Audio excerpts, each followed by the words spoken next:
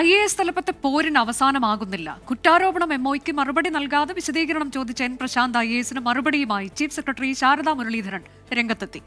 ഇതിനിടെ N Prashant IASന്റെ suspension 120 ദിവസത്തേക്ക് കൂടി നീട്ടിയപ്പോൾ സസ്പെൻഷനിലായിരുന്ന കെ ഗോപാലകൃഷ്ണൻ IASനെ സർവീസിൽ തിരിച്ചെടുത്തു. എൻ പ്രശാന്തിന്റെ സസ്പെൻഷൻ നീട്ടുമ്പോൾ കെ ഗോപാലകൃഷ്ണന് സർക്കാരിന്റെ തലോടൽ. റിവ്യൂ കമ്മിറ്റിയുടെ ശുപാർശ പ്രകാരമാണ് തീരുമാനം.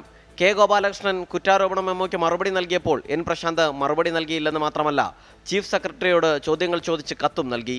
സസ്പെൻഡ് ചെയ്തതിന്റെ കാരണങ്ങൾ തെളിയിക്കുന്ന ഡിജിറ്റൽ രേഖകൾ വേണമെന്നതാണ് ഒടുവിലത്തെ ആവശ്യം. Chief secretary Sharada Muraleedharan N പ്രശാന്തിന്റെ ആവശ്യത്തിന് കത്തിലൂടെ മറുപടി നൽകി. കുറ്റാരോപണ മെമ്മോയ്ക്ക് മറുപടി നൽകുകയാണ് ആദ്യം ചെയ്യേണ്ടത് എന്നാണ് കത്തിലെ താക്കീത്. അതിനുശേഷം രേഖകൾ പരിശോധിക്കാൻ ഉദ്യോഗസ്ഥന് അവസരമുണ്ടാകും. ചീഫ് സെക്രട്ടറിയുടെ ഓഫീസിൽ വന്നാൽ ഏത് രേഖകളും പരിശോധിക്കാം. കുറ്റാരോപണ മെമ്മോയ്ക്ക് മറുപടി നൽകാനുള്ള സമയം 15 ദിവസം കൂടി നീട്ടി നൽകിയിട്ടുണ്ട്. 24 തിരുവനന്തപുരം.